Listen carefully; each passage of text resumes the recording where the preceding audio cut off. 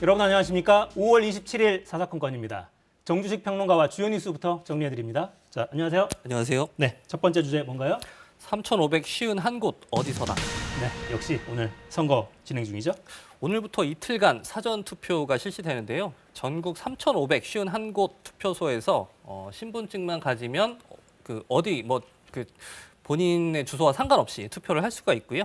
이 시각 투표율은 오늘 오후 3시 현재 7.3%로 나오고 있는데 지난 2018년 지방선거 때보다 1% 정도 올라간 수치로 나오고 있습니다. 네, 선거에 대한 관심이 올라갔다 이렇게 해석할 수도 있지만 제도 자체가 좀 안착돼 가고 있다 이렇게 해석할 수도 있을 그렇습니다. 것 같네요. 예. 네, 투표하려면 어떻게 하면 되죠? 오늘과 내일 오전 6시부터 오후 6시까지 신분증을 가지고 전국 투표소 어디서나 방문해서 투표를 할 수가 있는데 네. 모바일 신분증 같은 경우에는 현장에서 앱을 구동해서 본인 여부를 확인한 뒤에 투표가 이루어지고요.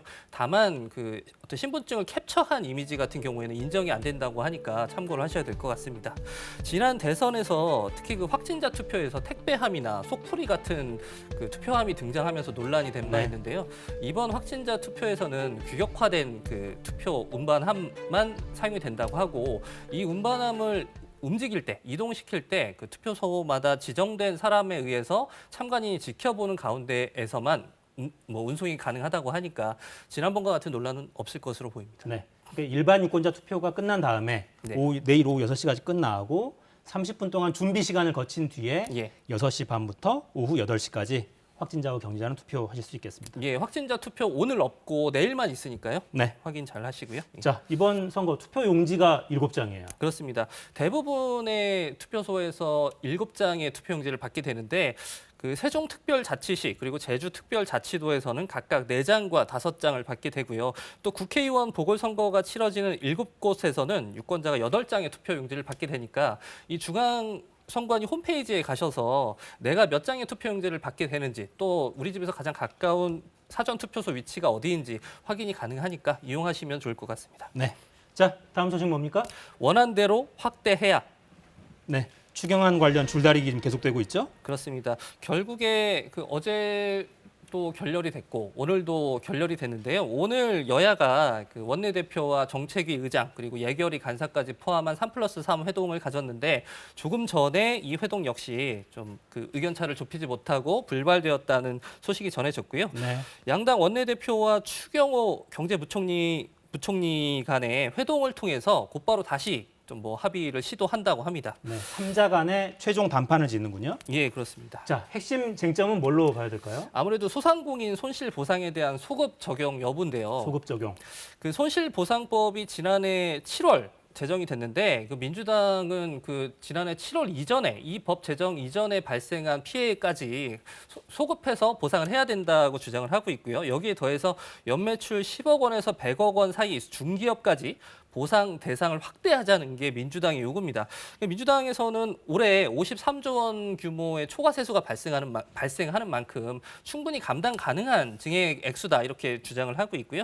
반면 국민의힘에서는 법령이 미비됐다는 등의 이유로 불가하다는 입장을 밝히고 있는데 권성동 원내대표는 그 지난해 그 손실보상법이 통과될 때 민주당이 그 소급 적용안이 제외된 상태에서 일방적으로 통과시켰기 때문에 지금 와서 다시 소급 적용을 주장하는 거는 진정성이 좀 없다. 이렇게 양측이 맞서고 있는 상황입니다. 네.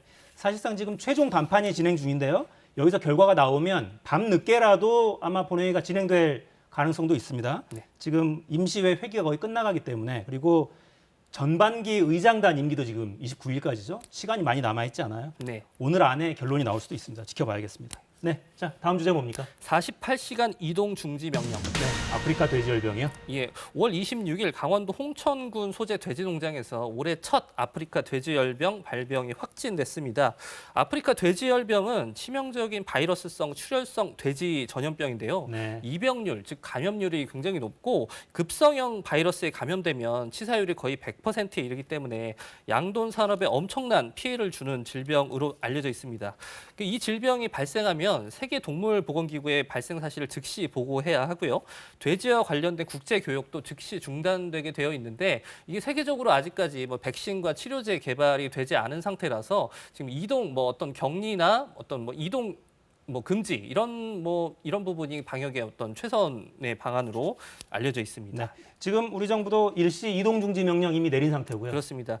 중수본에서는 초동 방역팀과 역학조사반을 현장에 파견해서 그 어떤 출입 통제 그리고 역학조사 등의 긴급 방역 조치를 내린 상태이고 또 그 1,500마리가 그 지금 사육되고 있는 그 해당 그 질병 발생 농가의 1,500마리 돼지를 살처분하고 또 그 홍천군의 15곳 농가에서 키우고 있는 4만 1,000여 마리에 대해서 정밀 어떤 조사를 실시하고 있고요. 또 어제 오후 6시 30분부로 48시간 동안 경기 강원의 어떤 축산시설, 돼지농가 등에 대해서 일시 이동 중지 명령을 발령한 상태입니다. 네. 또 양돈농가 관계자들에게는 입산 금지도 촉구했어요. 네. 야생에 있는 멧돼지들을 통해서 감염될 우려도 있기 때문에 규칙 잘 지켜주셔야겠습니다. 네. 자, 다음 주제 뭡니까? 북한 추가 제재 불발. 네, 안보리 소식이죠. 예, 어제 유엔 안보리에서 대북 추가 그 유류 제재안 표결이 있었는데요. 15개 이사국이 참여한 표결에서 중국과 러시아가 반대하면서 결국 그 안건이 부결됐습니다. 네, 표결 결과는 사실 가결이었는데 예, 예. 네, 상임이사국이 거부권을 행사한 거죠. 그렇습니다. 총 15개국 중에 13국가가 찬성했고 중국과 러시아만 반대를 했는데 이 중국과 러시아가 상임이사국이잖아요. 그러니까 유엔 안보리 그 안건 통과 조건에 상임이사국 중에 단 한 개국이라도 반대를 하면 부결된다는 조항이 있기 때문에 결국에 통과가 되지 못했고요. 이번 포결은 북한에서 ICBM을 발사하면 즉시 그 대북 유류 공급량 추가 제재안을 자동으로 논의하게끔 되어 있는 유엔 안보리 결의 2397호 이른바 유류 트리거 조항에 따라서 대북 제재가 추진됐으나 결과적으로 부결이 됐습니다. 네. 예. 트리거 조항이라는 건 이런 개념입니다. 어떤 거를 어기면 즉시 방아쇠를 당기듯이 바로 다음 단계 제재를 할 수 있도록 했던 조항인데 결국에는 거부권 행사로 집행되지 못했습니다. 그렇습니다. 자, 마무리하겠습니다. 정주식 평론가였습니다. 고맙습니다. 감사합니다.